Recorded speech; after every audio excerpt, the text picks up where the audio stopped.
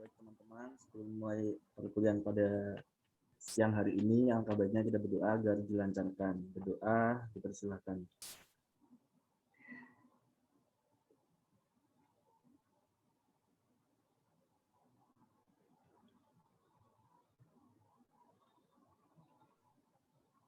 Berdoa dapat dicukupkan. Oke, Assalamualaikum warahmatullahi wabarakatuh. Selamat siang semua. Kita lanjut pertemuan keempat ya. Kemarin pertemuan ketiga kita sudah belajar tentang metode pemeriksaan ya. Ada yang masih ingat metode pemeriksaan apa aja?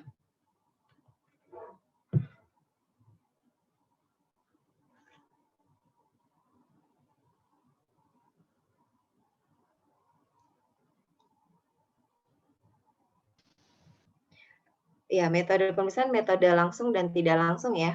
Masih ingat kan kalau misalnya metode langsung itu kalian berarti dapat data lah dari WP ya, dapat data dari WP. Nah, kalian menerapkan metode langsung kalau untuk kalian ada data-data dari WP. Tapi kalau misalnya ternyata tidak diberikan datanya oleh WP, maka kalian menggunakan metode tidak langsung. Metode tidak langsung berarti kalian menggunakan data-data lainnya ya untuk mencari berapa sih peredaran usahaan WP, berapa sih penghasilan WP gitu ya. Contohnya kalau misalnya pakai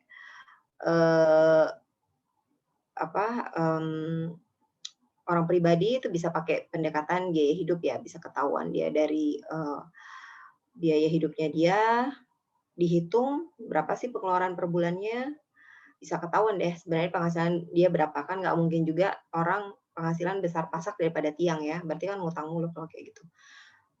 Nah, sekarang setelah kalian tahu ada metode langsung dan tidak langsung, kita masuk ke tekniknya ya. Terutama di sekarang kalau metode langsung nih, metode langsung kalian dapat data dari WP. Nah, itu diapain? Nah, berarti kan pakai teknik pemeriksaan ya. Nah, teknik dan program pemeriksaan ya. Jadi langkah-langkah apa sih yang dilakukan dalam pemeriksaan setelah kita dapat data dari WP. Oke, saya share screen dulu ya. Oh, sebelumnya lupa absen nih, bentar. Saya absen dulu deh.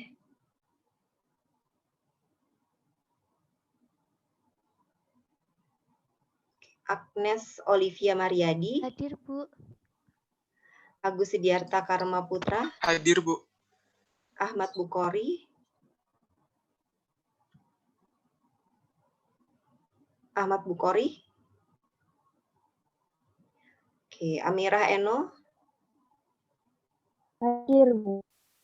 Ana Rosana. Hadir, Bu. Anissa Ayu. Hadir, Bu. Ardi Pribadi. Hadir, Bu. Astri Harinali. Hadir, Bu. Ataya Azahra. Hadir, Bu. Ataya. Oke, Bakti Eka Hadir, Swandi. Bu. Bakti Eka. Hadir, Bu. Carolina Kristi. Hadir, Bu. Dede Oktarina. Hadir, Bu. Dias Farika Tunisa. Dias hadir nggak? Oke, belum ya. Diava Paramita. Hadir, Bu. Diki Prenata. Hadir, Bu. Firsta Nursyabani. Hadir, Bu. Hizkia Vigo. Hadir, Bu. Iqbal Rifai. Hadir, Bu. Iren Priti Pardede. Hadir, Bu. Kartika Ratri. Hadir, Bu. Kezia Nazareta. Hadir, Bu. Muhammad Hafid. Hadir, Bu. Muhammad Robert. Hadir, Bu. Nabil Muhammad Hirzi. Hadir, Bu. Rauzatul Makfiroh. Hadir, Bu. Rizky Trialda Kifa. Hadir, Bu. Siti Nur Faiza. Hadir, Bu. Tunjung Prihantoro. Hadir, Bu. Tunjung Prihantoro. Hadir. Yesaya, Roy, Hadir, Bu. Bu. Yusril. Hadir, Bu. Hadir, Bu. Oke, berarti cuman dia sama Ahmad Bukhari yang belum hadir ya. Kalau ada yang tahu di mana dua orang ini, tolong dikasih tahu ya. Tapi kok di sini udah 30 ya? Harusnya kurang 1.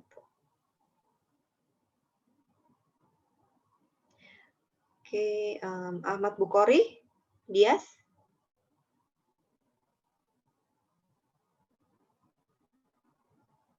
Ya, tolong dikasih tahu ya kalau dua orang itu apa ada kendala jaringan atau gimana, atau jangan-jangan ketiduran karena lagi puasa ya. Oke. Saya share screen dulu ya.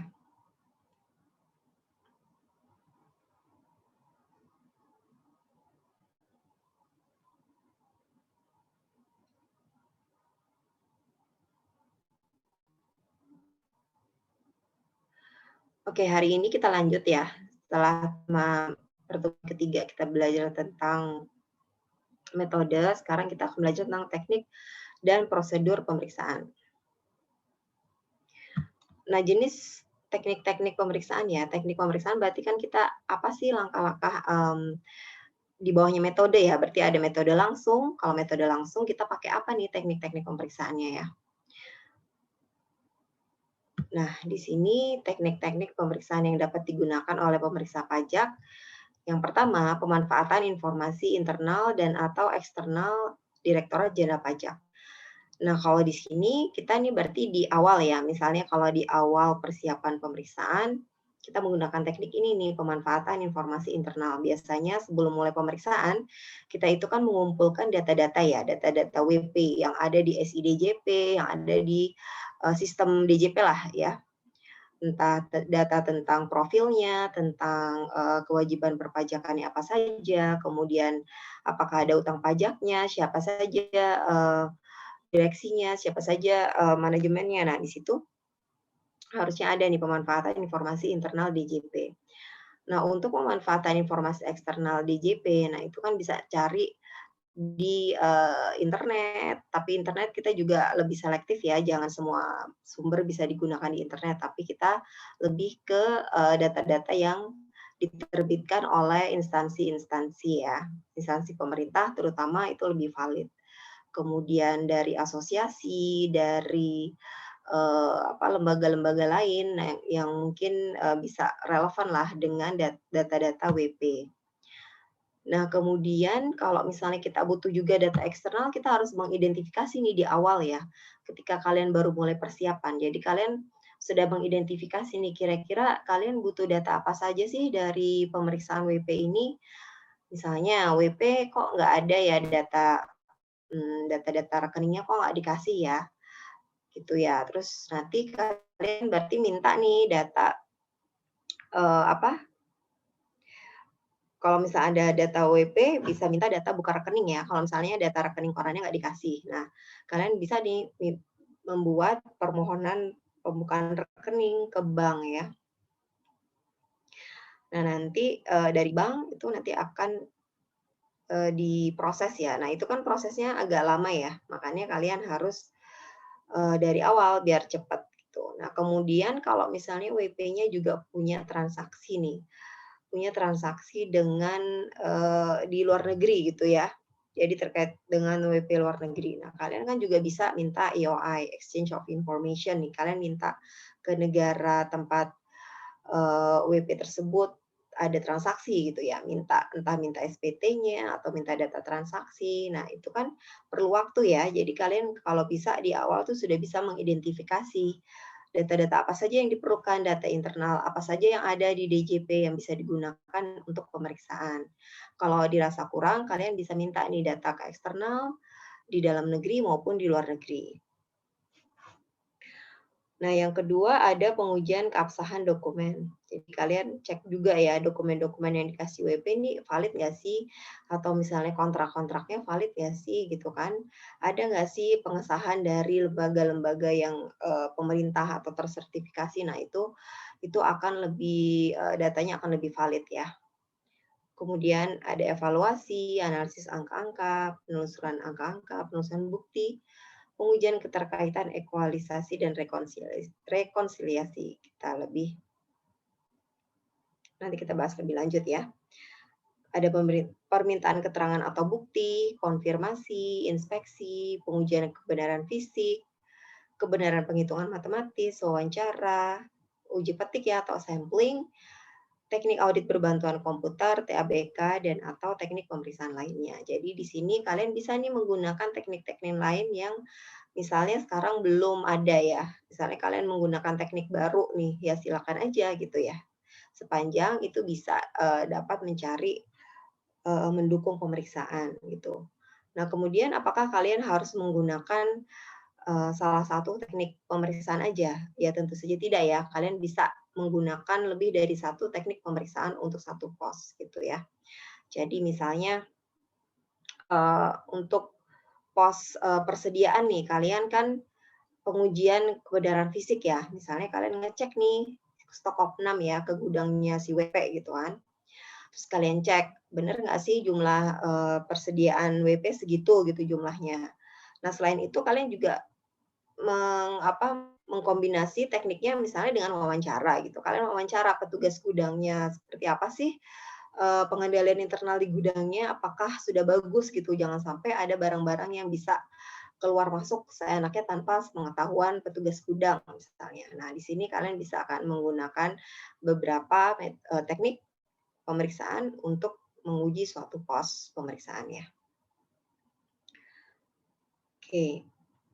Nah, kita bahas satu-satu ya teknik pemeriksaan ini.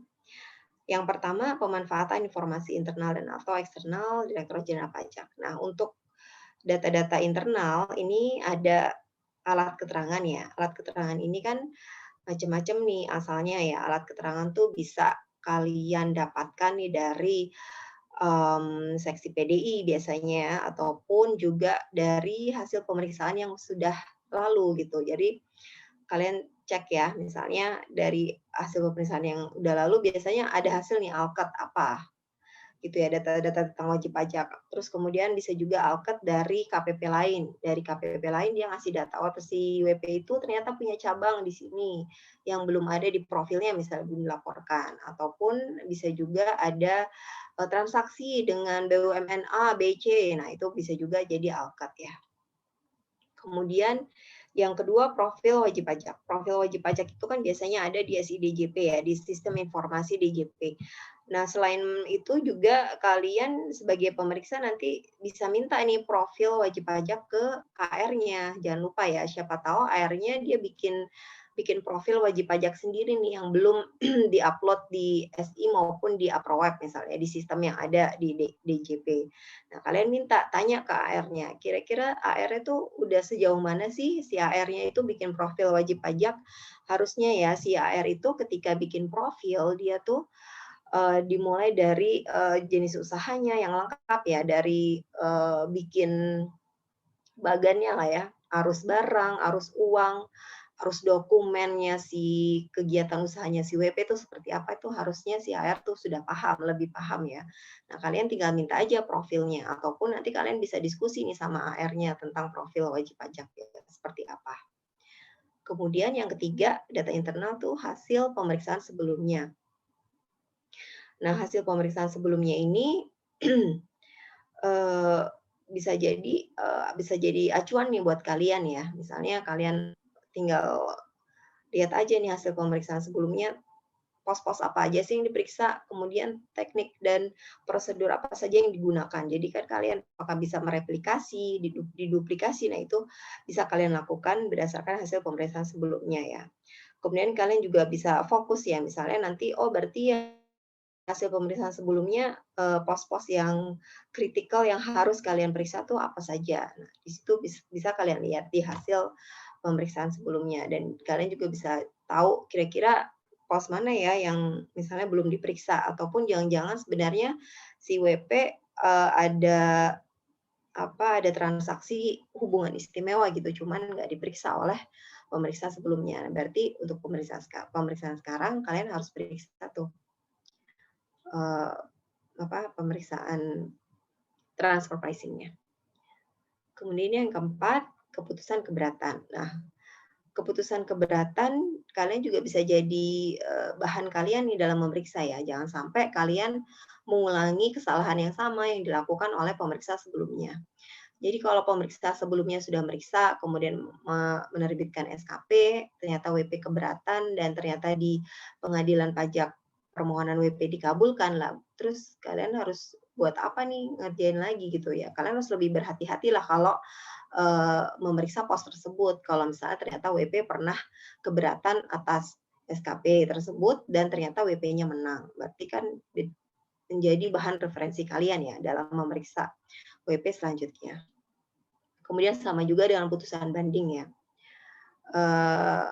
Tadi kalau misalnya di keputusan keberatan ternyata sudah gugur, ternyata di keberatan diterima dan di putusan banding akhirnya diterima juga, berarti kalian juga menjadi referensi kalian ya dalam memeriksa. Kemudian yang keenam ada hasil analisis informasi data laporan dan pengaduan atau IDLP. Nah, IDLP ini biasanya berasal dari Direktorat Intelijen ya. Dari Intel, hasil Intel nih. Ataupun juga bisa dari data-data pihak ketiga nih yang dikirimkan ke DJP. Nah, nanti diolah nih oleh seksi IDLP nih. Mereka khusus mengolah adanya pengaduan-pengaduan, kemudian adanya data-data pihak ketiga, hasil Intel terhadap WP seperti apa. Nah, itu nanti dituangkan di hasil analisis informasi data laporan dan pengaduan. Kemudian yang ketujuh, data sistem informasi. Tadi yang seperti saya bilang, data-data yang ada lah semuanya, data tentang kewajiban perpajakan dan lain-lain. Pemenuhan kewajiban perpajakan seperti apa. Nah, itu harusnya sudah lengkap. Apakah si WP-nya pernah mengajukan insentif atau mendapatkan fasilitas. Nah, itu harusnya ada semua di data sistem informasi dan lain sebagainya. Itu data-data internal.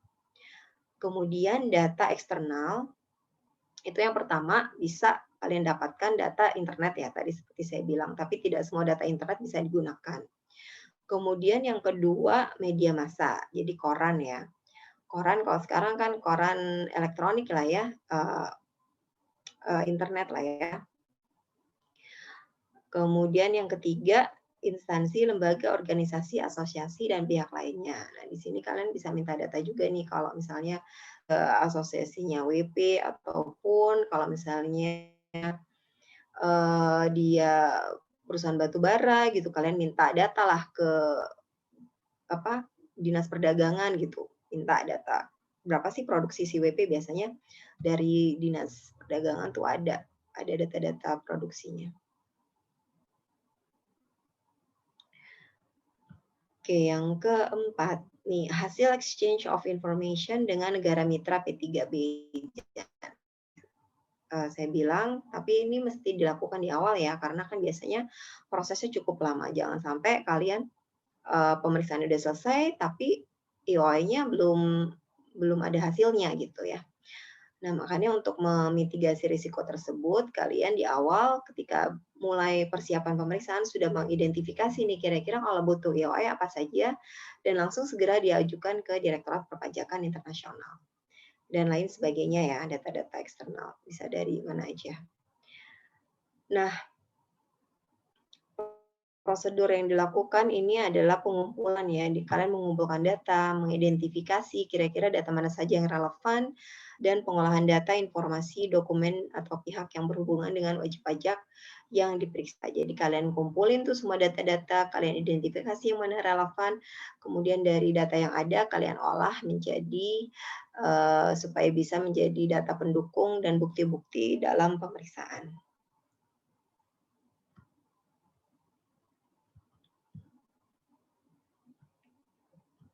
Oke, teknik yang kedua, pengujian keabsahan dokumennya. Di sini adalah pengujian yang dilakukan untuk meyakini keabsahan suatu dokumen yang akan digunakan dalam pemeriksaannya. Jadi kalian harus benar-benar yakin bahwa dokumen yang diberikan oleh WP adalah dokumen yang sah ya. Nah, prosedurnya seperti apa? Jadi kalian meneliti apakah tanda tangannya dilakukan oleh direksi, oleh direkturnya, pemimpin perusahaan. Jangan sampai tanda tangannya dipalsukan. Kemudian bagaimana sih cap stempelnya WP, jangan sampai dipalsukan juga, dan tanggal dokumennya apakah sudah sesuai. Kemudian lakukan klarifikasi kepada pihak yang terkait, kalian bisa cross check ya apa benar nih capnya WP seperti ini atau tanda tangan si direksi seperti ini. Kemudian minta surat pernyataan itu bisa juga ya untuk menggaransi meyakinkan pemeriksa bahwa dokumen tersebut sudah sah di atas materai. Oke, yang ketiga adalah evaluasi. Nah, evaluasi adalah proses penilaian atas dokumen, kegiatan, sistem, dan sejenisnya berdasarkan kriteria tertentu ya. Berarti kalian mengevaluasi nih, kalian bisa mengevaluasi apa? Misalnya mengevaluasi internal kontrolnya WP seperti apa ya. Kalian berdasarkan teori-teori internal kontrol yang bagus harus seperti apa. Nah, kalian bisa mengevaluasi deh. Sebenarnya internal kontrol WP seperti apa? Sudah bagus atau masih jelek? Kalau sudah bagus, berarti kalian akan lebih yakin lah ya terhadap keandalan data-data WP. Kalau misalnya masih jelek, berarti kalian harus skeptis lah terhadap semua data WP. Apakah data WP ini benar dan valid? Nah, prosedurnya adalah memahami gambaran umum dan kegiatan usaha wajib pajak. Akta wajib pajak, bagian organisasi, bagian kepemilikan, proses produksi, hasil RUPS, surat keputusan, supplier utama, konsumen utama, dan sebagainya. Jadi kalian harus benar-benar memahami secara komprehensif kegiatan usaha WP, ya, data WP lainnya. Kemudian yang kedua, mempelajari dan mengecek kelengkapan SPT, termasuk lampiran-lampiran dan dokumen-dokumen wajib pajak lainnya. Jadi sebagai bahan evaluasi adalah SPT juga ya. Kemudian yang ketiga, lakukan penilaian atas sistem dan internal wajib pajak. Tadi sudah saya jelaskan. Yang keempat, identifikasi jenis-jenis pajak yang menjadi kewajiban wajib pajak berdasarkan master file saat terdaftar. Pengukuhan sebagai PKP, apakah WP adalah PKP, kemudian clue-nya apa, klasifikasi lapangan usahanya apa, dan atau profil wajib pajak seperti apa. Yang kelima, buat checklist prosedur formal tata cara pemeriksaannya. Jadi untuk mengevaluasi bisa juga supaya kalian biar step-step di pemeriksaannya tidak ada yang terlewat, kalian bikin checklist prosedur formal tata cara pemeriksaan. Jadi formalnya tidak akan ada yang terlewat. Kemudian yang keenam, mempelajari hasil pemeriksaan pajak tahun-tahun sebelumnya, itu juga bisa dievaluasi. Yang keenam, lakukan penilaian kepatuhan wajib pajak berdasarkan informasi-informasi yang tersedia. Nah, dari data SPT, dari data-data pihak ketiga, kalian bisa tahu kan, oh kira-kira WP patuh atau tidak nih. Misalnya kalian juga cek nih, misalnya WP lembaga keuangan, kalian cek ke OJK, apakah WP rajin nih ngasih laporan dan lain-lain. Kemudian apakah ada laporan juga di BI, kalau misalnya dia perusahaannya TBK.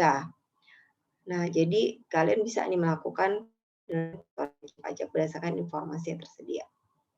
Kemudian yang ke-8, bandingkan hasil pemeriksaan dengan pemeriksaan ya. Jadi kalian setelah melakukan pemeriksaan, kan nggak semua berdasarkan rencana ya. Bisa jadi ada rencana yang dilaksanakan, ada juga yang karena terkendala kondisi di lapangan, kalian tidak melaksanakan. Nah, di sini kalian bandingkan nih hasil pemeriksaan dengan rencana pemeriksaan. Apakah rencana pemeriksaan itu perlu direvisi atau tidak? Kalau misalnya perubahannya hanya sedikit, ya berarti tidak perlu. Tapi kalau misalnya perubahannya sangat material, sampai pun menambah pos, misalnya menambah pos yang akan diperiksa, maka ini kalian harus mengubah nih rencana pemeriksaan. Yang ke-9, bandingkan checklist prosedur formal tata cara pemeriksaan dengan pelaksanaan pemeriksaan.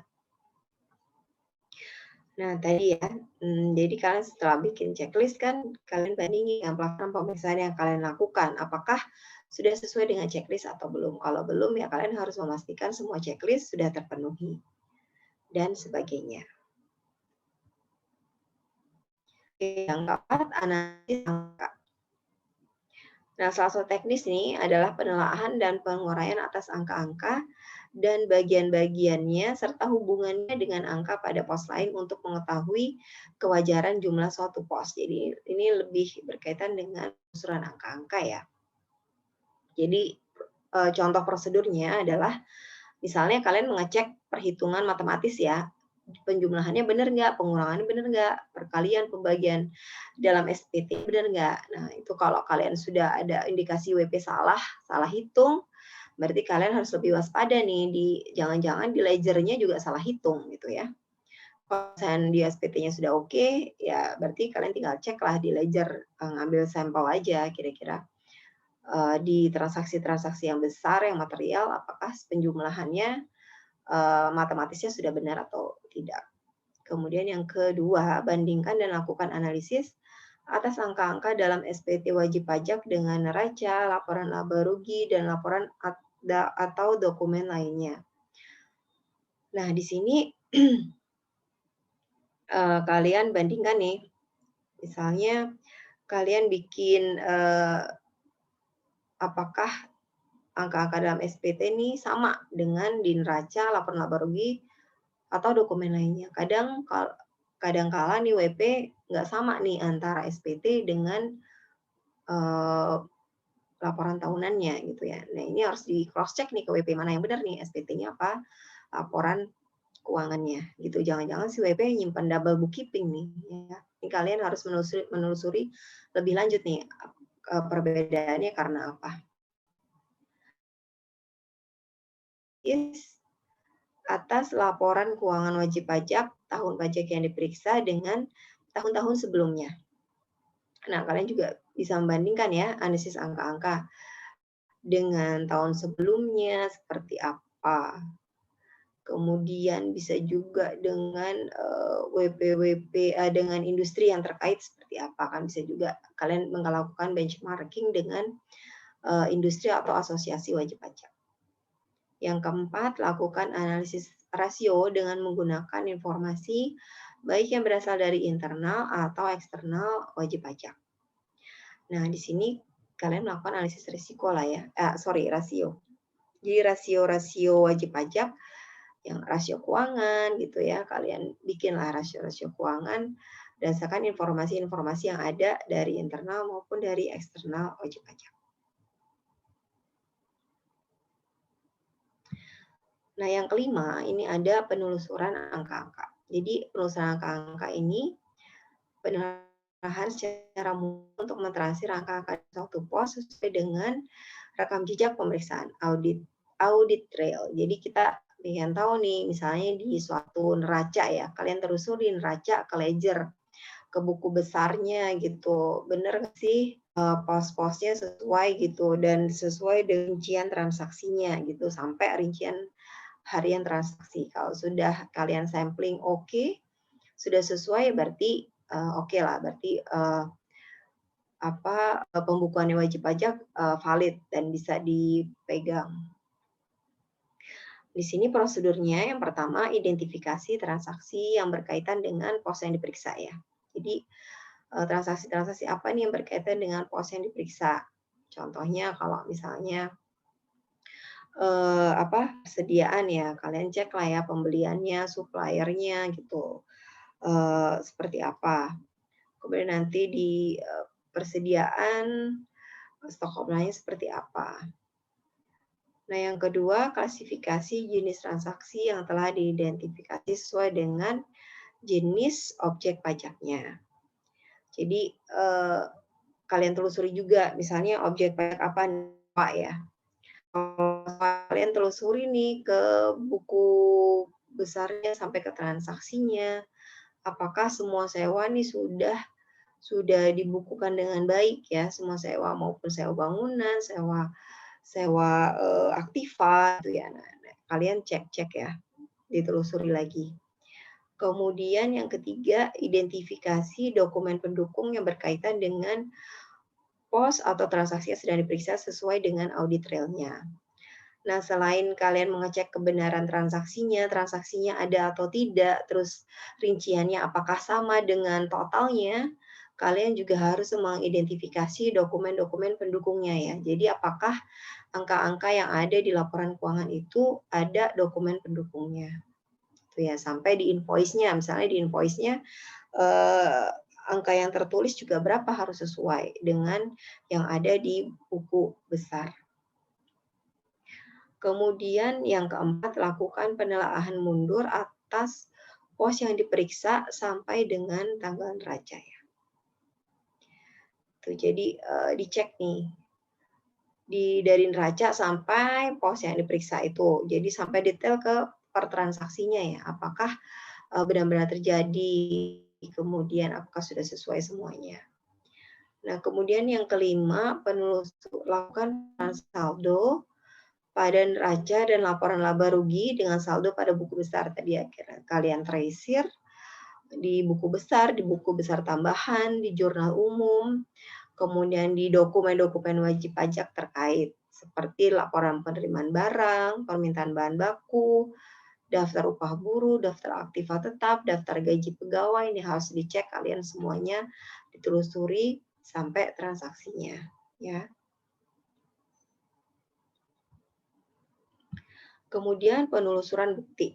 Nah, penelusuran bukti ini adalah pemeriksaan bukti yang mendukung suatu transaksi yang telah dicatat, vouching, atau yang seharusnya dicatat, tracing ya. Jadi kalian telusuri bukti-bukti ya. Jadi prosedurnya yang pertama mengidentifikasi transaksi yang berkaitan dengan pos yang diperiksa ya. Jadi kalian harus tahu nih transaksi apa aja yang masuk pos itu. Penjualan, berarti kalian harus penjualan semuanya ya, baik yang kredit, yang cash, yang tunai, nah semuanya harus masuk. Bukti-buktinya ada nggak, invoice-nya ada nggak, di tracing semua penjualan sudah dicatat apa belum. Nah, kalian juga harus ditelusuri di bukti-buktinya ya. Yang kedua, kumpulkan bukti-bukti yang untuk mendukung transaksi, cocokkan isi bukti dengan transaksi, teliti validitas dan relevansi bukti, apakah buktinya sesuai nih. Kalau buktinya ternyata tidak sesuai ya berarti tidak perlu dipertimbangkan, jadi bisa dikoreksi. Kemudian pastikan apakah bukti transaksi telah dicatat dan dilaporkan. Jadi semua invoice-nya kalian cek lagi apakah sudah tercatat semua di buku besar. Nah, kemudian selanjutnya adalah pengujian keterkaitan ya. Pengujian keterkaitan ini, pengujian dilakukan untuk suatu transaksi berdasarkan pengujian atas mutasi pos-pos lain yang terkait atau berhubungan dengan transaksi tersebut. Ya, di sini prosedurnya kalian harus mendapatkan buku persediaan, buku kas atau bank, buku piutang, buku utang, kemudian kalian memeriksa kebenaran saldo-saldo persediaannya ya, persediaan dan saldo kas, piutang, utang, dan bagaimana mutasinya ya. Mutasinya apakah sudah sesuai dengan bukti-buktinya. Kalian melakukan uji keterkaitan dengan menggunakan formula, bisa juga ya. Jadi di sini pos-pos yang saling terkait, contohnya penghasilan bruto, tunai, ini terkait dengan penerimaan kas atau bank, uang muka penjualan, ini terkait dengan penghasilan bruto yang tunai. Nah, untuk penghasilan bruto yang akrual, ini juga terkait dengan piutang usaha ya. Kemudian pembelian terkait dengan pelunasan utang usaha, barang masuk dan keluar, ini terkait dengan mutasi persediaan. Jadi kalian kalau pengen tahu berapa sih barang yang masuk atau keluar, ini bisa cek di mutasi persediaan barang.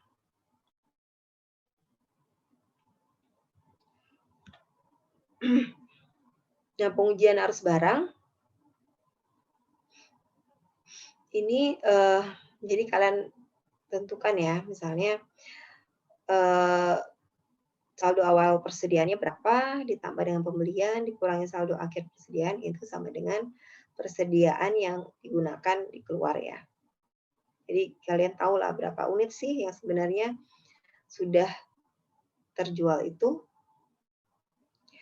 Kemudian pengujian arus uang, formulanya adalah saldo akhir kas atau bank ditambah dengan pengeluaran dikurangi saldo awal, ditambah atau dikurangi dan penyesuaian non penghasilan, dapat penerimaan kas atau bank harusnya berapa. Nah, di sini pasti akan ada selisih ya. Sepanjang selisihnya itu bisa dijelaskan oleh wajib pajak, itu ya tidak apa-apa gitu. Sepanjang kalian bisa meyakini bahwa penjelasan wajib pajak itu sudah benar. Kemudian pengujian keterkaitan yang lain, ada pengujian arus piutang ya. Di sini formulanya bisa dilihat ya, pelunasan atau penerimaan melalui kas atau bank ditambah dengan pelunasan non kas atau bank dikurangi saldo akhir. Ditambah saldo akhir dikurangi saldo awal, disesuaikan dengan penyesuaian ya. Misalnya ada utang piutang yang tidak terkait dengan usaha, itu juga harus disesuaikan, akhirnya mendapat peredaran usaha. Nah, sama juga dengan pengujian arus utang ya. Jadi saldo akhir utang usaha ditambah pembelian tunai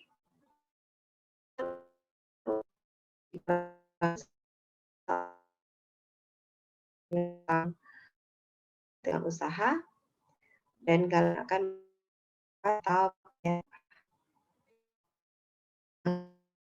dengan di laporan keuangan. Kalau misalnya cuma sedikit ya bisa diabaikan, tapi kalau misalnya bedanya sampai material kan sampai berkali-kali lipat curigai. Dan biaya gaji laporan keuangan harus sesuai dong di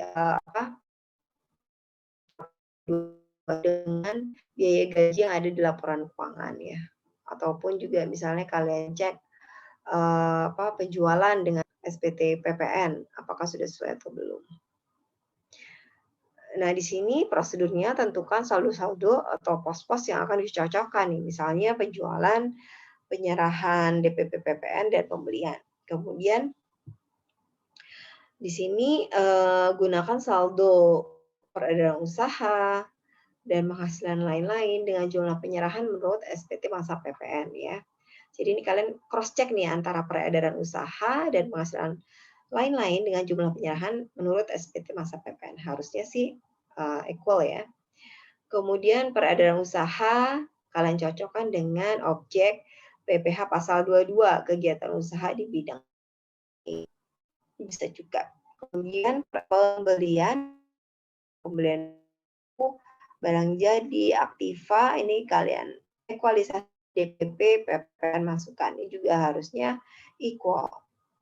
Kemudian yang keempat, kalian ekualisasi pembelian dengan objek PPh pasal 22 pedagang pengumpul. Bisa juga kalian mengekualisasi biaya-biaya ya, biaya yang merupakan objek pemotongan dan pemungutan pajak penghasilan. Objek PPh pemungutan. Jadi kalian cek antara misalnya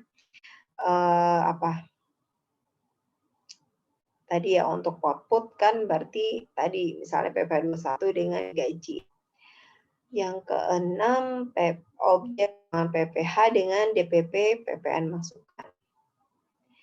Yang ketujuh objek PPh pasal 26 dengan objek PPN jasa luar negeri. Ini kan harusnya kalau PPh 26 itu atas transaksi luar negeri, nah makanya kalian harus ceknya dengan objek PPN jasa luar negeri. Kemudian buku besar bank dengan rekening koran ini juga kalian bisa ekualisasi ya apakah jumlahnya sama atau tidak untuk meyakini kebenaran angka ya dengan melakukan perhitungan berdasarkan formula. Nah, lakukan permintaan data pajak atas perbedaan yang terjadi. Kalau misalnya ada perbedaan bukan serta-merta kalian koreksi ya, tapi kalian juga harus meng-cross check dulu, meminta keterangan dulu dari perbedaannya karena apa. Menjelaskan is okay. Tapi kalau ternyata tidak bisa, nah berarti ini kita harus cari bukti lebih lanjut.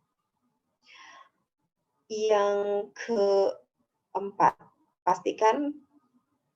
yang ketiga, lakukan permintaan data atau keterangan wajib pajak atas perbedaan yang terjadi tadi udah ya. Yang keempat, pastikan pemfakturan antar waktu telah dilakukan tepat waktu ya. Bisa jadi kan tadi selisih di SPT PPN itu karena ada pemfakturan yang antar waktu ya.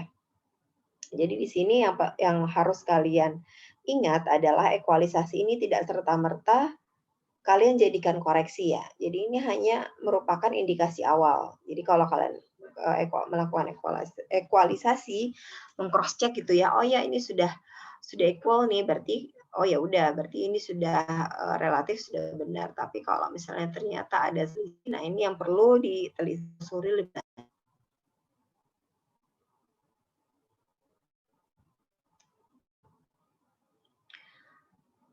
Di sini contohnya ekualisasi objek PPh badan, objek PPN dalam negeri ya. Ini kan harusnya sama nih. Omset yang dilaporin di PPh badan ya sebagai peredaran usaha itu harusnya kan kurang lebih sama lah dengan objek PPN dalam negeri, kan sama-sama dia kena PPN ya. Nah, objek PPN dalam negeri terdiri dari peredaran usaha ya. Peredaran usaha ditambah dengan uang muka pelanggan akhir, ditambah pendapatan ditangguhkan di akhir, jadi untuk PPN dibayar tahun ini, kemudian ditambah penyerahan antar cabang dalam hal tidak terdapat pengusahaan PPN terutang ya. Di sini juga harus menambah, kemudian harga jual aktiva pasal 16D Undang-Undang PPN, ini ditambah juga penyerahan tahun sebelumnya difakturkan tahun ini, berarti ini kan juga akan menambah omset ya. Penggantian biaya yang pajak masukannya telah dikreditkan juga ditambah. Pemakaian sendiri, pemberian cuma-cuma, dan penyerahan BKP atau JKP lainnya juga akan menambah omset. Nah, kemudian dikurangi dengan uang muka pelanggan awal, jadi pastikan telah difakturkan pada masa sebelumnya. Kemudian yang kedua, pendapatan ditangguhkan di awal ya, pastikan telah difakturkan di tahun sebelumnya, penyerahan di tahun berikutnya ya. Ini akan mengurangi PPN. Nah, nanti setelah kurang dan ditambah, ini dapat jumlah penyerahan seluruhnya. Kemudian ditambah penyerahan, jadi didapat di sini nanti jumlah penyerahan seluruhnya, kalian tambah dengan jumlah penyerahan non BKP atau JKP. Dikurangi dengan penyerahan non BKP JKP ya. Jadi yang non BKP atau JKP tentu saja tidak dikenakan PPN, jadi nanti harusnya dikurangi lah jumlahnya. Ya. Nah, dapat penyerahan BKP menurut pemeriksa pajak. Nah, penyerahan BKP menurut SPT berapa? Dapatlah selisih. Nah, sekali lagi, selisih ini bukan serta-merta langsung kalian koreksi ya. Jadi kalian harus cari lagi nih. Ini merupakan indikasi awal, tapi kalian harus cari bukti lain nih yang mendukung selisih ini ya. Kalian bisa tanyakan ke WP, ini kenapa bisa jadi ada selisih? Jangan-jangan emang ada omset yang belum dilaporkan misalnya. Nah, ekualisasi atau rekonsiliasi ini contohnya kalau misalnya untuk potput PPh 21, 23, 26 ataupun final. Nah, di sini kalian tulislah objek berapa sih objek posnya, misalnya biaya gajinya ya. Nah, kemudian ditambah dengan objek lainnya, ditambah dengan objek dari masa sebelumnya, kemudian dikurangin yang dipotong, disetor dilaporkan pada masa berikutnya, dikurangi dengan diperhitungkan sebagai objek PPh pemotongan lain, dan dikurangin yang potong atau disetor dilaporkan di KPP lain. Ini tentu saja akan mengurangi ini ya, objek pajak ya, objek pajak potputnya. Nah, di sini kalian dapat deh objek pajak menurut pemeriksa dan objek pajak menurut SPT. Jadi kalau ada selisih, kalau misalnya selisihnya material, nah ini bisa diabaikan. Tapi kalau misalnya selisihnya material, kalian perlu meminta keterangan dari wajib pajak. Oke, teknik selanjutnya adalah permintaan keterangan atau bukti ya. Permintaan keterangan atau bukti ini adalah kegiatan untuk meminta keterangan atau bukti kepada pihak ketiga yang mempunyai hubungan dengan wajib pajak secara tertulis ya. Jadi kalian ingat, meminta keterangan atau bukti itu selalu ada secara tertulis. Jadi nggak bisa hanya informal aja. Ya informal boleh, informal tetap jalan. Misalnya kalian langsung approach mendekati petugas gitu, petugas banknya misalnya. Ya it's okay, tapi Pak formalnya juga dikerjain gitu ya, karena itu akan menjadi dasar kalian dalam penetapan SKP-nya gitu. Jadi jangan sampai bukti-buktinya didapat dengan cara-cara yang informal, tapi semuanya harus terdokumentasi dengan baik.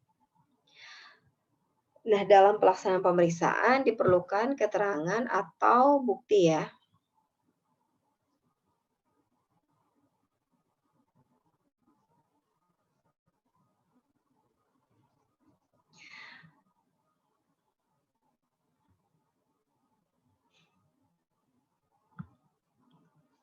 Di sini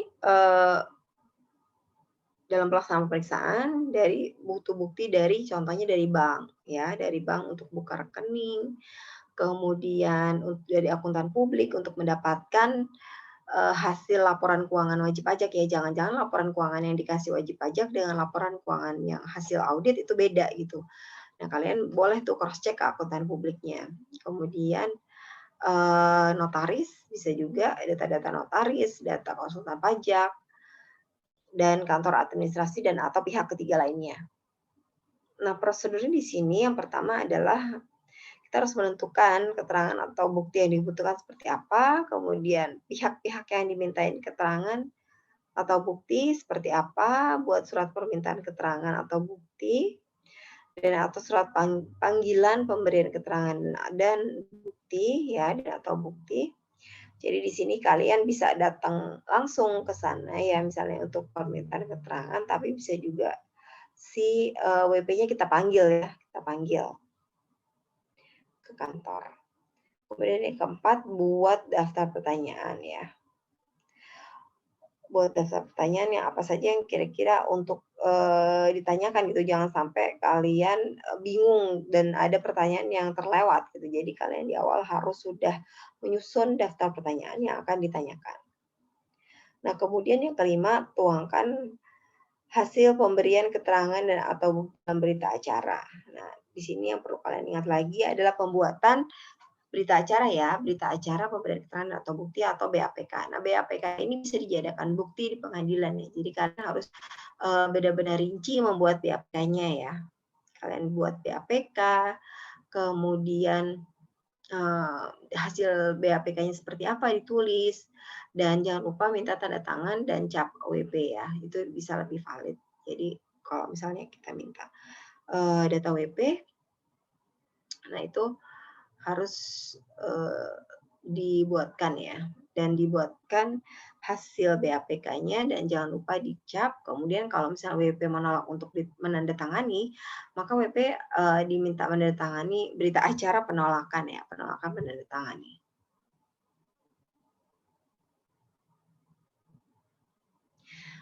Dan selanjutnya adalah konfirmasi. Nah, konfirmasi ini kegiatan untuk memperoleh penegasan atau atas kebenaran dan kelengkapan data dan atau informasi yang telah dimiliki kepada pihak lain terkait suatu transaksi yang dilakukan oleh wajib pajak. Jadi contohnya IOE ya.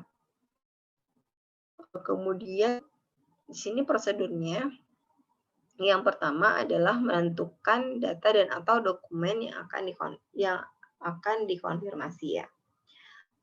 Biasanya kalau zaman dulu tuh sering banget konfirmasi faktur pajak ya, faktur pajak masukan ya, apakah sudah dikreditkan di sana, sudah ada pajak masukannya sehingga bisa dikreditkan. Nah, di sini kita harus minta konfirmasi ke KPP terkait. Kemudian tentukan pihak-pihak yang akan dimintai konfirmasi. Ya, buat surat konfirmasi dengan mencantumkan data dan atau informasi yang akan ditanyakan dan minta pihak ketiga untuk menjawabnya. Atau kosongkan data dan atau informasi yang akan ditanyakan blank form dan minta pihak ketiga untuk mengisi jumlah tersebut. Nih, berarti ada dua metode nih dalam mengkonfirmasi. Konfirmasi yang pertama, kalian tulis data, misalnya apa ya, utang pajaknya terus gitu ya. Ternyata nggak benar, kalau nggak benar nanti akan dicoret. Nah, kalau misalnya yang kedua adalah dengan mengosongkan ya dengan memberikan isian dan meminta pihak ketiga untuk isi berapa sih jumlah rekening bank gitu misalnya ada di wajib pajak seperti itu. Selanjutnya pemeriksaan yang lain adalah inspeksi. Nah, inspeksi ini adalah kegiatan peninjauan secara langsung ke tempat kedudukan, tempat kegiatan usaha atau pekerjaan bebas, tempat tinggal wajib pajak, dan atau tempat lainnya. Nah, teknik ini digunakan untuk memperoleh keyakinan yang lebih ya. Jadi misalnya kalian pengen cek ya, gimana sih apakah proses bisnis wajib pajak gitu ya di misalnya di pabriknya seperti apa. Nah, itu datang ke pabrik langsung melakukan inspeksi. Jadi kalian tahu oh sebenarnya seperti apa sih proses produksi di wajib pajak itu. Kemudian kalau misalnya ada scrap-nya berapa, kemudian efektivitasnya berapa sih kalau misalnya masuk 100 harusnya inputnya 100, outputnya berapa gitu ya. Nah, prosedurnya tentukan data dan atau informasi yang akan diyakini. Jadi kalian mau ngecek apa nih? Mau ngecek persediaan, mau ngecek aktiva tetap atau apa? Kalian semuanya bisa ya untuk inspeksi ya. Inspeksi jadi khusus buat aktiva tetap ya. Kemudian tentukan tempat di mana data dan atau informasi tersebut berada. Jadi tentukan lokasinya aktiva tetap sampai aktiva tersebut berada di luar kota yang jauh gitu, jadi butuh effort gitu untuk ke sana. Kemudian tentukan waktu pelaksanaan inspeksi ya, juga waktunya harus jelas dan sebagainya.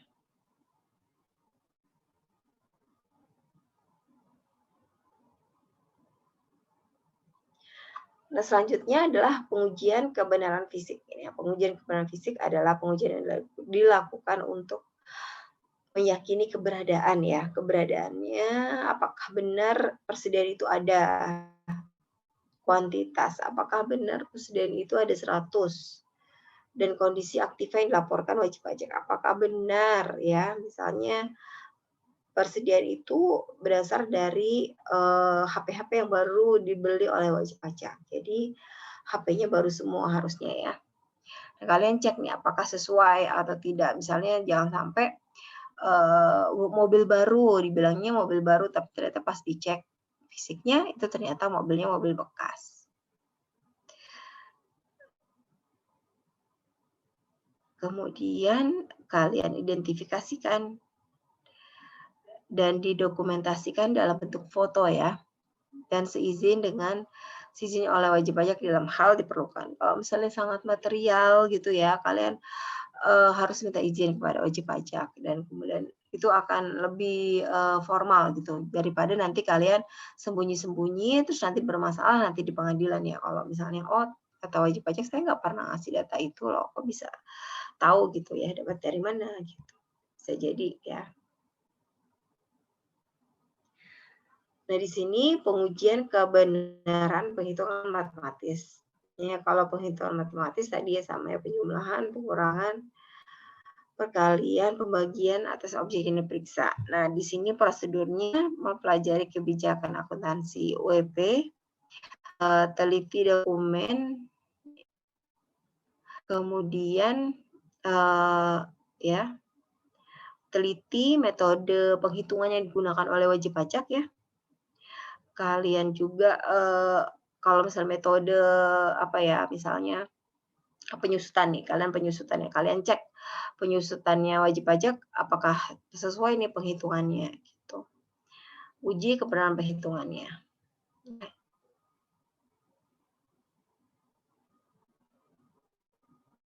Teknik selanjutnya adalah wawancara. Nah, wawancara ini adalah ya kalian wawancara ya, kalian nanti jangan lupa bikin hasil wawancaranya di dalam berita acara pemberian keterangan ya. Jadi kalian melakukan tentukan keterangan data informasi yang dibutuhkan ya. Jadi kalau setelah kalian mengumpulkan data-data wajib pajak, kalian analisa, terus kalian baca, oh ini kayaknya perlu pendalaman lagi nih terkait proses bisnis wajib pajak. Bagaimana sih proses manufacturing-nya seperti apa, manufacturing seperti apa. Nah, kalian bisa tuh, bahwa berarti kalian butuh gimana sih proses manufakturnya. Berarti kalau kayak gitu, keterangan apa nih yang dibutuhkan? Kalian mau sejauh apa yang akan kalian butuhkan nih dalam pemeriksaan? Misalnya kalian sampai perlu tahu berapa scrap-nya gitu, atau input output-nya berapa, rasionya. Nah, itu juga bisa ya. Kemudian tentukan pihak-pihak yang dapat menyediakan. Berarti kalian kalau kayak gitu harus ke pabrik yang wajib pajak ya. Pabrik yang wajib pajak berarti kalian jangan ke bagian keuangannya, nanti bagian keuangannya nggak ngerti lah mengenai produksi. Kalian langsung ke bagian pabriknya atau bagian produksinya tuh untuk melakukan wawancara. Kemudian sebelum wawancara ingat prepare ya buat daftar pertanyaannya. Jadi daftar aja gitu kalau kayak gitu nanti nggak semua poin tuh bisa tercover gitu. Tapi kalau kita udah bikin checklist di awal, daftar pertanyaan yang akan diajukan, nah, kalian tidak akan terlewat gitu. Kemudian tentukan jadwal, waktu dan tempat ya. Jadi janjian dulu ya, janjian dulu dengan wajib pajak, kapan mau wawancaranya, dengan siapa aja. Kemudian juga kalian dokumentasikan hasil wawancara dalam bentuk berita acara apabila dipandang perlu. Tentu saja perlu ya kalau menurut saya sih sebisa mungkin. Tapi untuk wawancara yang penting ya, maksud saya wawancara yang kira-kira hasilnya ini bisa dijadikan bukti. Nah, kalian bikin berita acara. Nah, berita acaranya nanti ditandatangani oleh WP ya. Gitu. Dan sebaiknya juga kalian menyiapkan ini rekaman ya. Ditanya di awal, gimana bersedia direkam atau tidak? Karena kan biasanya kalau hanya cuma diingat-ingat banyak yang lupa nanti. Dengan direkam lebih bagus, tapi memang kadang ada WP yang nggak mau direkam. Ya sudah, kalau nggak mau direkam ya kita sebisanya aja kita catat. Ya. Kemudian teknik pemeriksaan selanjutnya adalah uji petik atau sampling. Nah, sampling ini suatu teknik pemeriksaan yang dilakukan dengan cara menguji sebagian bukti atau transaksi yang dipilih berdasarkan metode statistik tertentu ya. Kayaknya yang tujuannya bukan untuk mendapatkan koreksi, namun untuk memperoleh keyakinan atas pos-pos SPT dan atau pos-pos turunannya. Jadi dalam menggunakan sampling, kita dapat menguraikan tujuan sampling nih. Tujuannya apa nih kita mensamplingnya? Ya, apakah cuma mengecek kebenarannya ya, kalau misalnya kita mau ngecek sampling, pengen ngecek WP udah bener nggak sih penghitungan matematisnya, ya kalian sampling aja transaksi-transaksi yang besar, yang material, kemudian beberapa transaksi kecil per bulan gitu. Nah, itu bisa kalian lakukan sampling. Jumlah populasi dan sampel ditentukan berdasarkan metode statistik yang ada ya, yang berlaku umum.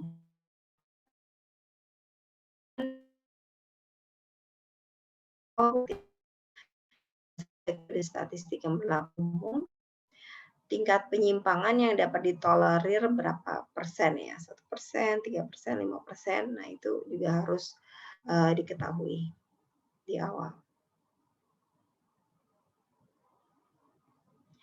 Kemudian ada lagi adalah teknik audit berbantuan komputer atau TABK ya. Kalau di istilah bagiannya adalah e-audit ya. E-audit teknik pemeriksaan memanfaatkan aplikasi pada suatu komputer maupun suatu sistem informasi untuk mendapatkan keyakinan terhadap kebenaran suatu transaksi yang dicatat, diolah, dibukukan dengan menggunakan suatu aplikasi tertentu. Ini khususnya bagi perusahaan-perusahaan gede ya, misalnya di LTO itu udah pasti kan transaksinya ribuan, ratusan ribu gitu ya. Kalau kita periksa dalam setahun, kalian kalau manual ya kapan selesainya meriksanya gitu ya. Yang ada gempor, matanya keriting gitu ya. Nah, kalian perlu dong adanya komputer ya, teknik audit berbantuan komputer. Jadi kalian memeriksanya ya pakai sistem juga gitu ya. Kalian mempelajari sistem informasi wajib pajak, dia wajib pajak menggunakan sistemnya. Kemudian siapkan juga sarana TABK-nya ya, aplikasinya butuhnya apa. Kemudian minta bantuan tenaga ahli jika diperlukan. Kalau ternyata pemeriksa tidak ngerti nih sistem yang digunakan oleh wajib pajak, ya kalian bisa meng-hire orang ahli ya, orang ketiga, pihak ketiga yang ahli untuk membantu pemeriksaan. Kemudian mendokumentasikan TABK. Ini juga harus ya, karena step by step-nya harus didokumentasikan karena hasil dari TABK ini bisa digunakan menjadi bukti.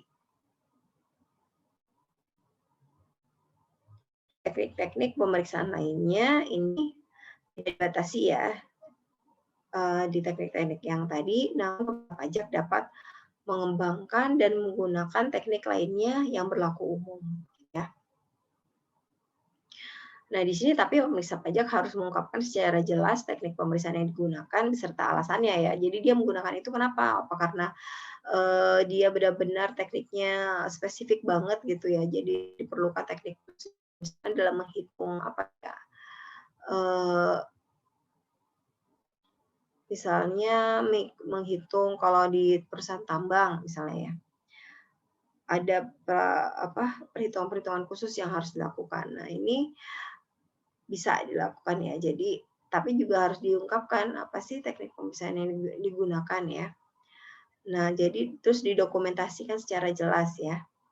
Jadi hasil dokumentasinya itu dapat dipertanggungjawabkan dan dijadikan bukti-bukti.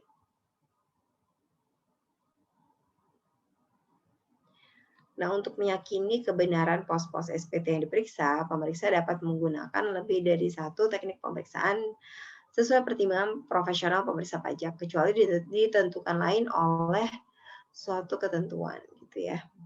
Kecuali kalau ada ketentuannya harus menggunakan teknik ini, gitu ya. Udah kita ikutin aja. Ya. Bisa menggunakan lebih dari satu teknik pemeriksaan. Hasil penggunaan suatu teknik pemeriksaan dapat digunakan untuk mendukung teknik pemeriksaan yang lain. Jadi bisa saling support ya, komplementer dari berbagai teknik tadi.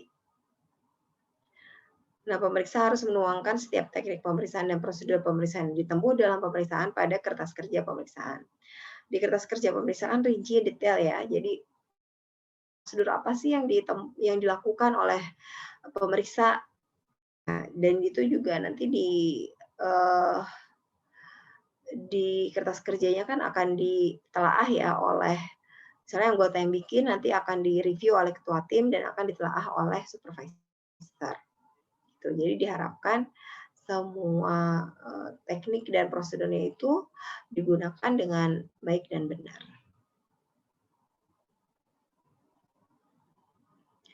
Nah, di sini ada tambahan tentang bagaimana sih cara mengumpulkan data pemeriksaan terkait PWB ya.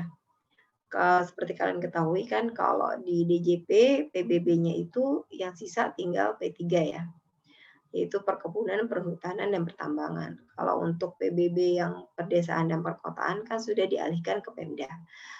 Namun untuk PBB P3 ini masih di DJP. Nah, pengumpulan data pemeriksaan terkait PBB P3 ini dilakukan dengan mengidentifikasi dokumen data informasi yang terkait dengan objek PBB P3, misalnya dari SPOP, SPPT, bukti pelunasan PBB, dokumen terkait lainnya dengan objek PBB P3. Jadi ada kalanya nih kalian misalnya meriksa sawit gitu ya, perusahaan sawit. Tapi biasanya kalau yang di Jakarta itu tuh hanya head office-nya aja, tapi dia akan punya site, punya kebunnya itu pasti nanti entah di Kalimantan, di Sulawesi atau di Sumatera. Nah, biasanya nanti di Kalimantan nih misalnya ya, dia punya perkebunan sawit. Ya, kita juga harus tahu nih berapa sih SPOP, SPPT, PBB-nya di sana. Apakah sudah sesuai dengan luasan kebun yang dilaporkan oleh laporan keuangan wajib pajak. Jangan-jangan beda nih, SPPT PBB-nya bilang 10 hektar, di laporan keuangan wajib pajak bilangnya cuma 7 hektar misalnya. Nah, setelah teridentifikasi dokumen, data, dan informasi yang terkait dengan objek PBB P3, pengumpulan bukti pemeriksaan dilakukan dengan menggunakan teknik pemeriksaan sebagaimana dimaksud dalam SE 65 dan PMK 25 pemeriksaan dan penelitian pajak bumi dan bangunan. Jadi karena di sini sifatnya lebih teknis ke PBB, jadi ada juga standar khususnya ya. Di sini tidak menggunakan standar umum tapi menggunakan tata cara pemeriksaan dan penelitian PBB. Nah, apabila berdasarkan hasil pemeriksaan ternyata jumlah PBB yang terutang lebih besar daripada jumlah pajak yang dihitung berdasarkan SPOP yang disampaikan oleh wajib pajak, maka berdasarkan pasal 10 ayat 2 Undang-Undang PBB, DJP dapat mengeluarkan surat ketetapan pajak atas objek PBB tersebut ya. Di sini juga bisa.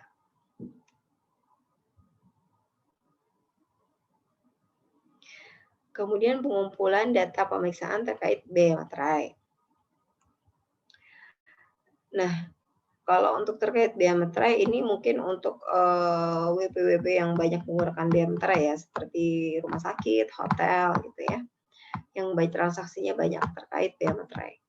Nah, pengumpulan data pemeriksaannya ini dilakukan dengan mengidentifikasi dokumen wajib pajak yang terutang biaya materai ya. Jadi apa sih dokumen-dokumen yang harusnya dikenakan biaya materai, kemudian tapi belum dilunasi biaya materainya. Dan mengumpulkan dokumen-dokumen yang terutang biaya materai namun belum dilunasi biaya materainya dengan menggunakan teknik pemeriksaan sebagaimana dimaksud dalam SE 65 ya. Nah, pelunasan biaya materai atas dokumen yang terutang biaya materai namun belum dilunasi biaya materainya dilakukan berdasarkan PMK 74 tentang tata cara pemateraian kemudian. Jadi nanti ada stepnya yaitu pemateraian kemudian gitu ya. Jadi nanti diterbitkan SKP-nya yang harus dibayar, kemudian wajib pajak bayar melalui pemateraian kemudian. Jadi menggunakan SSP dan setelah itu baru ke KPP untuk melakukan pemateraian kemudian. Ya oke, sampai ini metode, teknik, dan prosedur pemeriksaan sudah selesai. Apakah ada yang ingin ditanyakan dari kalian? Silakan. Biar gantian yang ngomongnya. Sebutkan nama sama nomor absen ya. Izin bertanya, Bu. Nama Iskia Vigo, absen 17, Bu. Iya, silakan Vigo. Izin bertanya, Bu, mengenai TABK itu, Bu, ada nggak apa ya sih, Bu, program-program yang ada di Bank DJP gitu, Bu, untuk audit komputer berbasis komputer ini, Bu? Kalau untuk TABK itu biasanya kita pakainya e-audit ya. Jadi ada sistem khusus nih, tapi sistem tidak, maksudnya gini, sistemnya itu tergantung sistem WP ya. Gitu. Jadi kita menyesuaikan dengan sistem yang ada di WP-nya. Kalau di WP-nya pakai apa, ya kita pakai sistemnya WP gitu.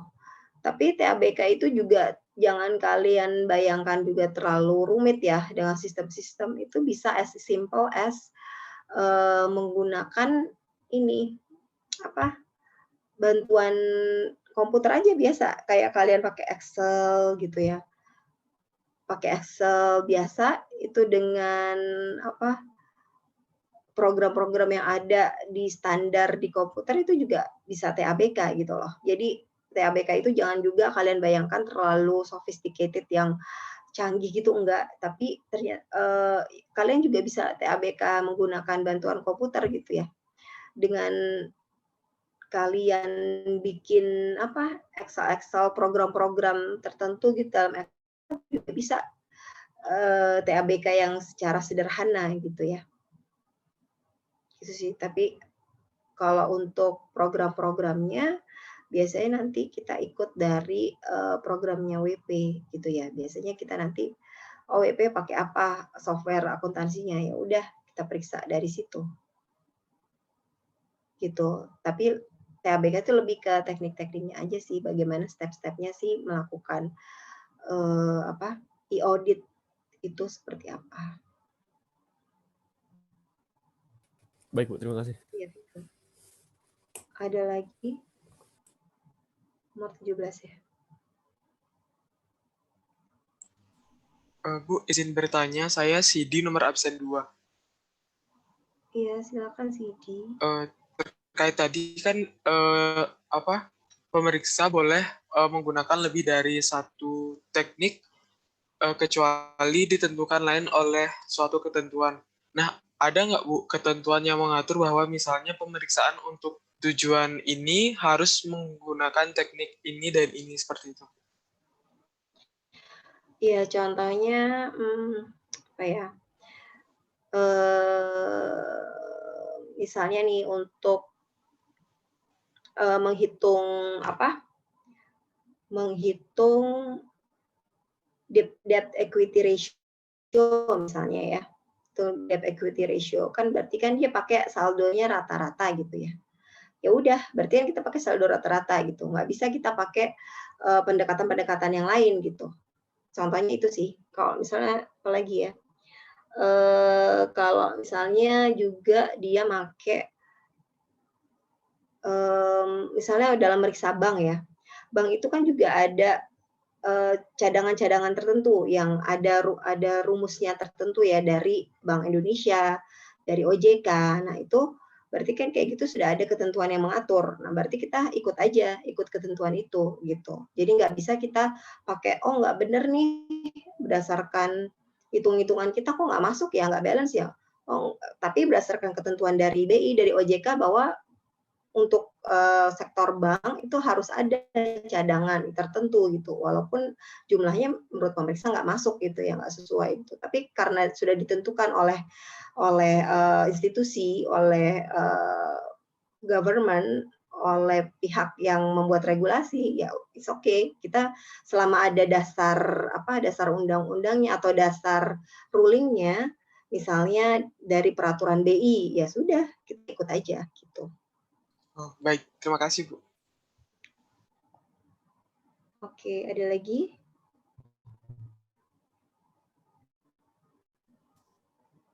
Saya izin bertanya, Bu. Nama nomor absen? 8 Astriarin. Tadi yang terkait ekualisasi PPN itu kan ada bedanya uang muka pelanggan akhir sama uang muka pelanggan awal. Itu maksudnya pelanggan akhir sama awal itu gimana, Bu? Sama kalau misalnya di situ kan nggak ada keterangan tentang selisih KMK sama kurs jual buat ekspor. Kalau misalnya ada, itu kursnya selisihnya diperhitungkan nggak, Bu? Terima kasih. Iya, maksudnya ya uang muka kan fluktuasi ya. Jadi di awal uang mukanya berapa, kemudian di akhir berapa, ya udah itu aja sih. Maksudnya bukan saldo awal sama saldo akhir uang muka, itu intinya. Terus kalau misalnya ada selisih kurs gitu ya itu diperhitungkan gitu. Jadi itu masuk ke dalam yang mengurangi ya, plus minus. Jadi maksudnya pelanggan awal itu bukan maksudnya pelanggan di awal-awal sesi gitu, Bu? Saya masih bingung. Bukan, maksudnya saldo uang muka pelanggan, saldo awal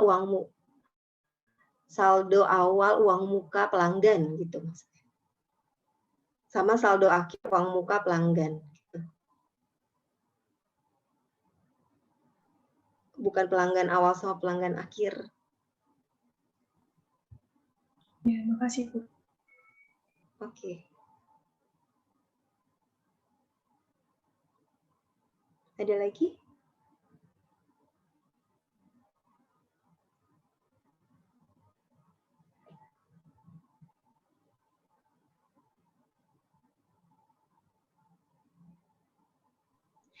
Nanti kalian bisa coba latihannya ya. Nanti ada di assignment di di LMS ya, kalian bisa cek di LMS sudah ada assignment. Kalian coba kerjakan ya biar dapat gambaran lebih jelas lah tentang metode, teknik, sama prosedur pemeriksaan ya. Mungkin kalau cuma teori kan kalian agak gimana sih, bingung cara ngeceknya gitu. Tapi kalau kalian coba praktek, ngerjain soal, siapa tahu nanti lebih dapat insight lah seperti apa sih sebenarnya metode. Sebenarnya simpel sih, tinggal ngitung-ngitung gitu, nambah, kurang, sesuai formula yang tadi aja. Ya. Bu, mohon izin Bu, di kolom chat ada pertanyaan. Di mana?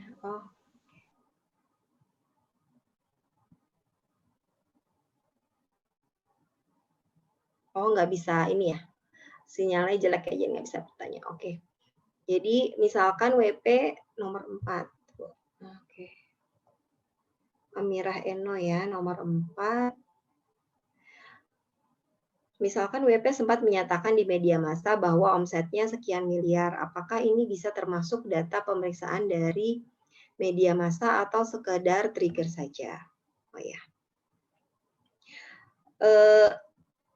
Ini bisa jadi, kita lihat dulu media massanya seperti apa nih ya. Media massa sekarang, apalagi sekarang media online ya. Media online tuh banyak banget. Kredibilitasnya itu patut dipertanyakan ya kalau untuk media-media online. Nah, ini media. Kalau WP sempat menyatakan nih di media massa, berarti ini pernyataan WP-nya sendiri ya. Kita mesti cek dulu kredibilitas si media massanya, media massa online mana nih yang mengutip si WP, jangan-jangan si medianya salah kutip gitu loh.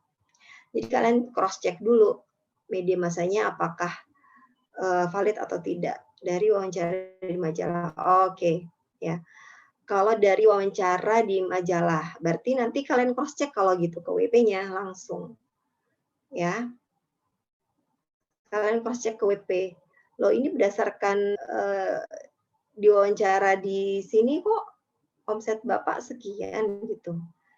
Ini mana yang benar nih gitu. Ya. Jadi kalian coba tanya ke WP-nya juga ya.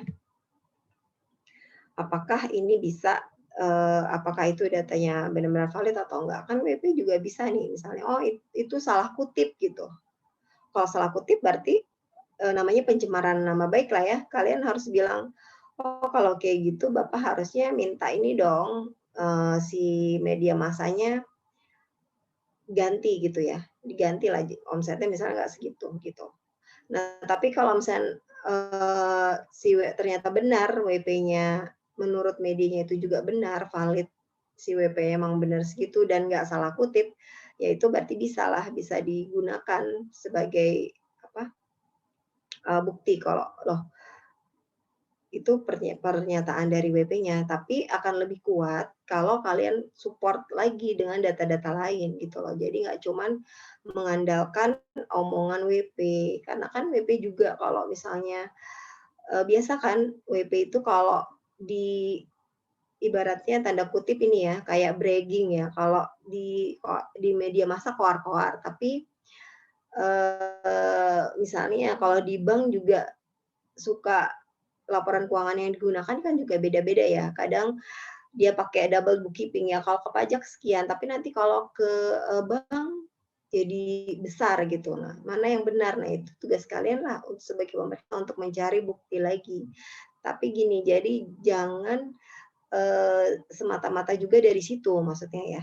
Jadi harus adalah bukti lain gitu. Jadi yang saling mendukung ya. Jadi tidak mengandalkan dari itu saja, karena kalau dari situ bisa aja nanti di pengadilan gampang dipatahkan gitu ya.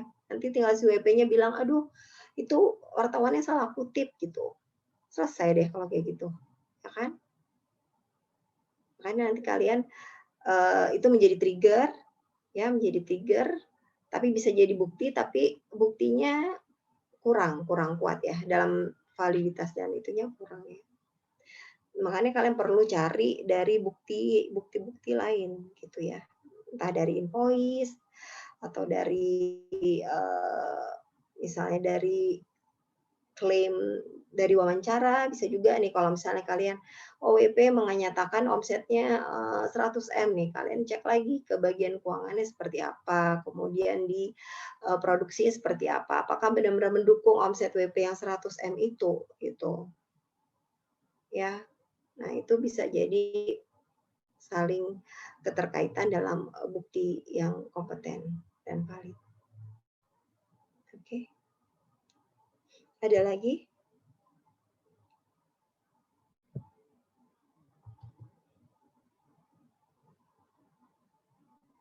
Iya, sama-sama.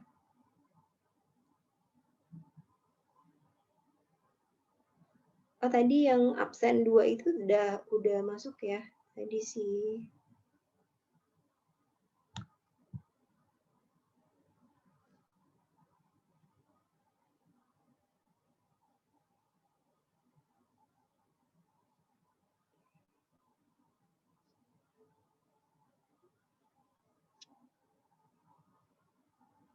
Agus,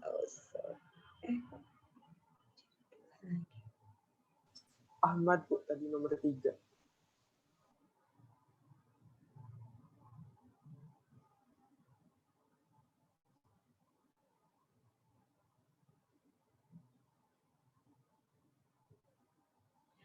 Oke, ada pertanyaan lagi lewat chat ya?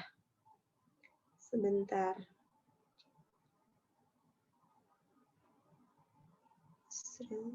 Oh.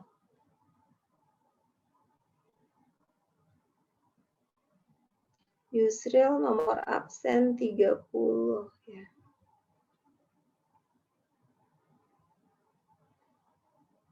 Oke, iya. Jadi Yusril, aduh ini gimana nih jawabannya? Yusril bisa dengar nggak nih? Semoga bisa ya. Jadi Yusril ini bertanya kalau jumlah peredaran SPT masa PPN akan selalu berbeda dengan SPT PPH. Maksudnya gimana? Oh ya, ya pasti berbeda lah ya. Objek PPN sama PPH tadi tuh yang kalau di slide saya share screen lagi ya.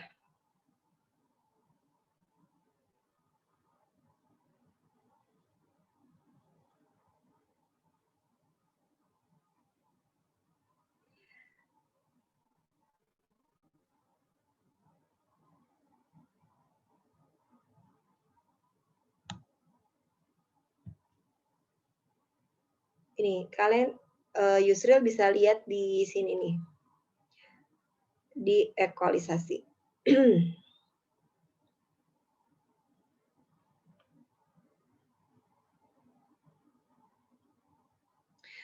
Nih. Ya. Di sini kalian lihat sendiri bahwa ada nih kalau ditambah dikurangi berarti kan ada penyesuaian-penyesuaian yang menyebabkan jumlahnya berbeda gitu. Jadi memang hampir pasti nggak sama sih. Makanya tugas kalian nih mengekualisasi apa sih yang bisa dikeluarin dari objek-objek biar objek-objek PPN sama PPH-nya nih kira-kira equal bisa nggak gitu ya. Kayak pemakaian sendiri, pemberian cuma-cuma, penyerahan backup, JKP lainnya ini dikeluarkan semua. Gitu. Gimana Yusril?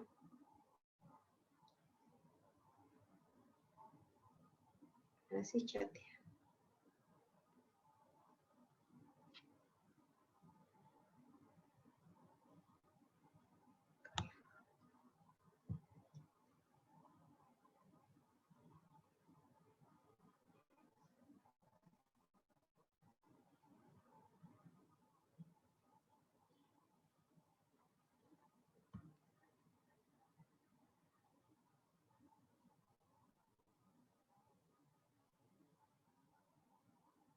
Oke, ada lagi?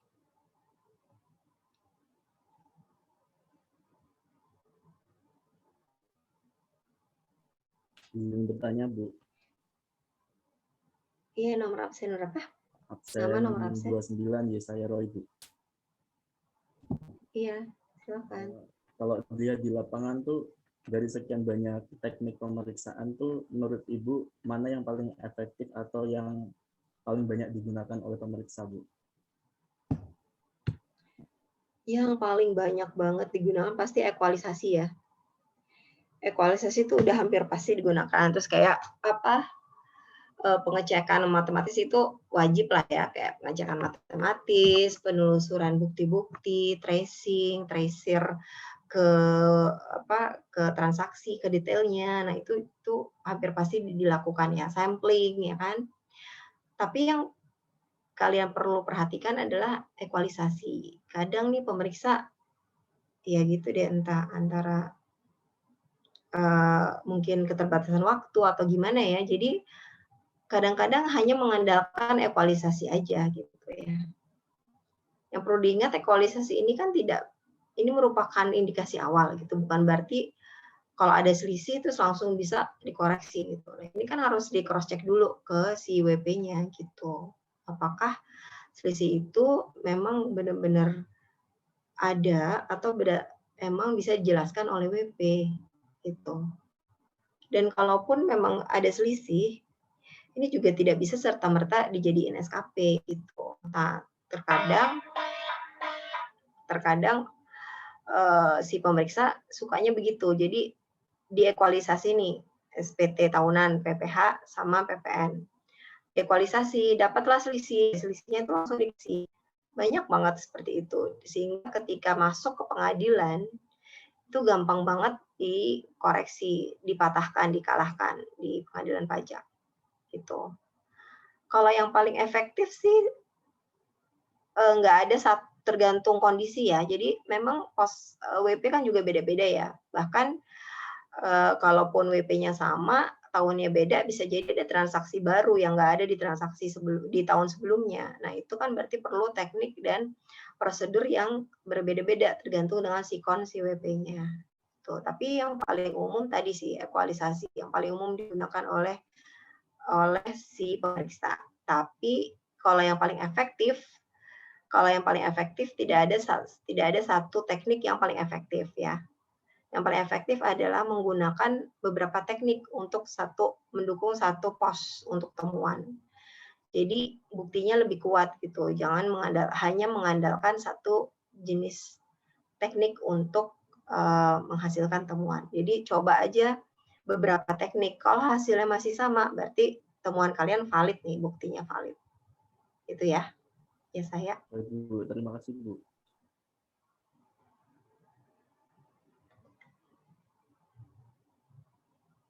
Oke, ada lagi?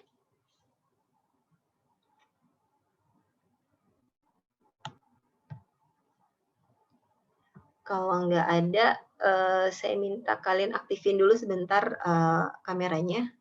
Kita foto sebagai dokumentasi pembelajaran hari ini. Oke. Oke ya, senyum.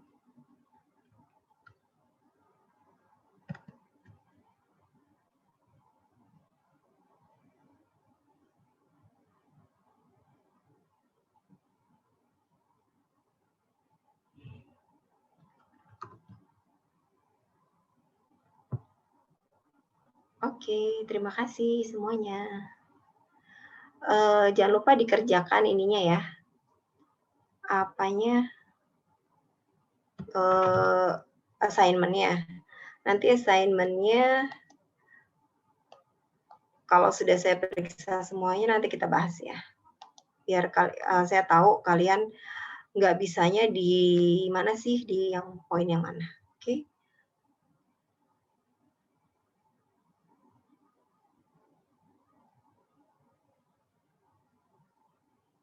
Oke. Baik, kalau tidak ada pertanyaan lagi, silakan mengerjakan assignment, nanti dikumpulkan sebelum jam 6. Terima kasih atas perhatiannya. Mohon maaf kalau ada kesalahan.